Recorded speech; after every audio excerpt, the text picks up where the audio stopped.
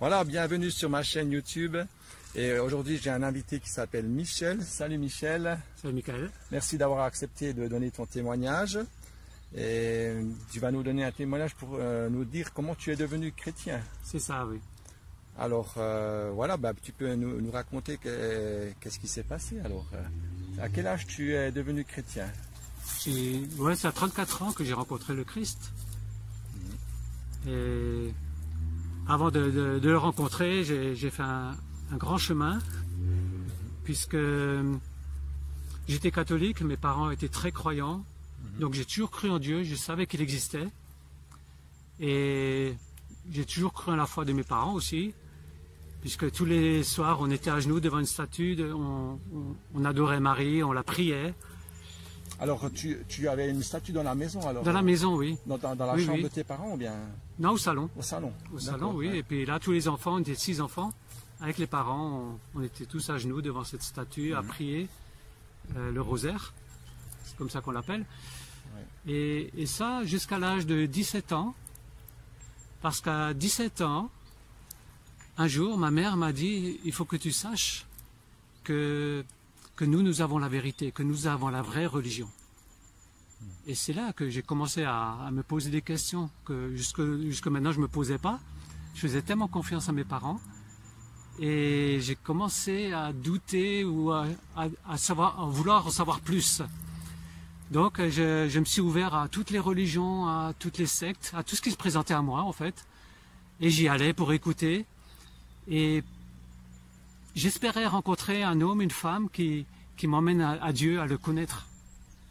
Et c'est comme ça que j'ai cheminé pendant 17 ans. Chez les Moon, à l'époque, il n'y avait pas beaucoup de musulmans encore. Ouais.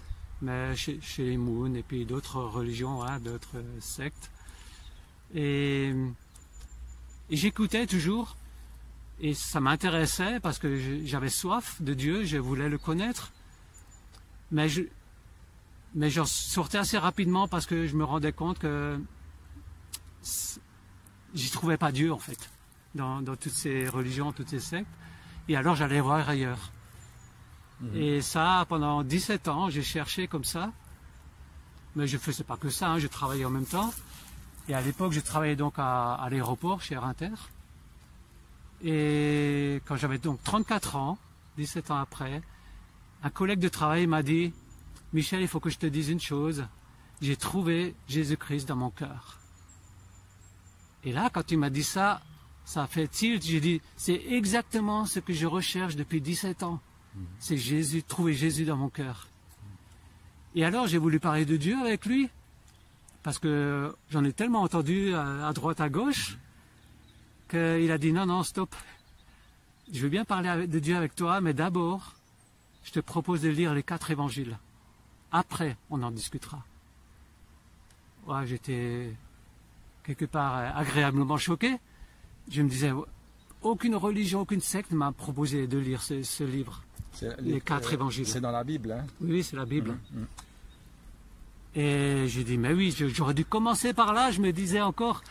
Et alors j'ai commencé à lire les évangiles, mais j'avais une telle soif que je lisais ça, j'ai dévoré les évangiles.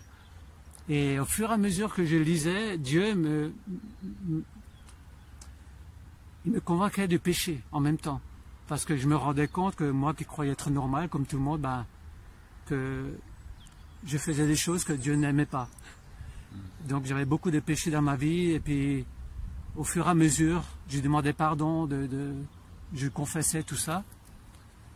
Et puis il me pardonnait, et puis j'allais toujours plus de l'avant avec lui. Mais il y a une chose que je ne lâchais pas, c'était ma foi en Marie. Pour moi, Marie, c'était tout, c'était une femme incroyable qui fait encore des miracles, qui apparaît à Medjugorje ou ailleurs. Et j'avais une dévotion tout à fait spéciale pour Marie. On allait aussi faire des pèlerinages mariales, donc à Maria Stein et tout ça. Hein. À Lourdes, à pied, on y allait. À Lourdes aussi, à Lourdes, j'étais aussi, oui. Okay. Donc j'avais vraiment une dévotion pour Marie, je l'aimais tellement. Et puis, quand mes frères chrétiens me parlaient sur ce sujet, j'avais du mal. Et puis, Je disais oui, mais Marie ceci, Marie cela, j'arrivais pas à lâcher. Et ça a duré 1 an. Et au bout d'1 an, par un miracle, Dieu m'en a libéré. Et ça, je me suis rendu compte que c'était vraiment, chez moi en tout cas, démoniaque, que c'est carrément un démon qui a dû sortir de moi pour être complètement libéré de cette foi en quelqu'un qui a cru en Jésus comme nous.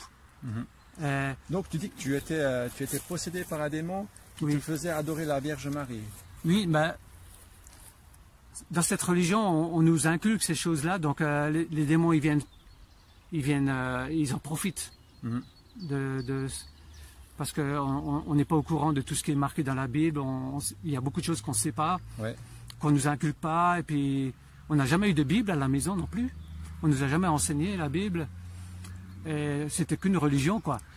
Et donc il y a beaucoup de choses que je ne savais pas. Mais pourtant, quand j'ai lu ça, j'ai quand même mis 1 an à être délivré par grâce. Ah ouais. Dieu m'a fait cette grâce-là, oui. Après cette étape-là, enfin, quelques jours après, Jésus rentre dans mon cœur. Je sens encore la joie, là. C'était tellement intense. Je ressentais sa joie et son amour. Et ça allait en crescendo. Et donc son amour grandissait. Ah, et la joie aussi. Et à un moment donné, c'était tellement fort que mon corps ne le supportait plus. C'était tellement intense que mon corps de pécheur, là, il supportait pas cette immense joie, cet immense amour de Dieu, qu'à un moment donné, j'ai dû dire stop, Seigneur, je peux pas plus. Et j'avais pas envie que ça s'arrête, mais c'était trop pour mon corps. Ah oui. Et alors ça s'est arrêté. Et là, j'ai su que Jésus est venu dans mon cœur. Avec une puissance incroyable. Donc c'était le Saint-Esprit alors, le Saint-Esprit. Oui. Ouais. Et je savais que c'était lui, et puis que maintenant je savais que je l'avais rencontré, que je voulais le suivre toute ma vie. Ça n'a rien à voir avec une religion finalement. Non, rien du tout. En fait, j'ai découvert grâce aux Écritures, grâce à l'Évangile. Parce que j'ai cru aux Écritures, j'ai cru aux paroles de Jésus, j'ai cru aux paroles des apôtres et tout ça. Je sais que c'était vrai parce que là, ça résonnait dans mon cœur. Et j'ai vraiment cru à fond. Il est venu faire une transformation dans ton cœur. Ouais. Il est devenu vivant et agissant dans ton cœur. C'est ça. Ouais. Il a agi d'une manière tellement puissante. Et quelques jours après encore, il m'a fait vivre quelque chose. Sa présence tellement forte que je savais que ce jour-là, on pouvait me torturer, on pouvait me tuer, c'était plus grave. Parce que je savais que j'étais sauvé. J'avais une telle assurance ce jour-là que j'étais sauvé que c'était plus un problème de partir, de mourir, de se faire trucider. C'était rien. Parce que je savais qui j'allais rencontrer là-haut. Et je me réjouissais de ça. C'était une expérience aussi qui me poursuit parce que je sais qu'aujourd'hui, avec tout ce qui arrive à droite, à gauche, on ne sait pas ce qui va venir. En tout cas, c'est pas réjouissant quand on voit les événements. Mais je vous conseille un truc. Cherchez Jésus. Ayez cette assurance en vous. Il vous la donne. C'est une grâce qu'il vous donne. Et il vous gardera éternellement auprès de lui. Merci beaucoup Michel pour ce témoignage. Et puis merci d'avoir accepté de donner ton témoignage. De rien, c'est un plaisir. Et puis alors on vous dit à bientôt pour un nouveau témoignage. Et puis abonnez-vous à ma chaîne. Et puis je vous dis à très bientôt. Au revoir. Merci. Au revoir.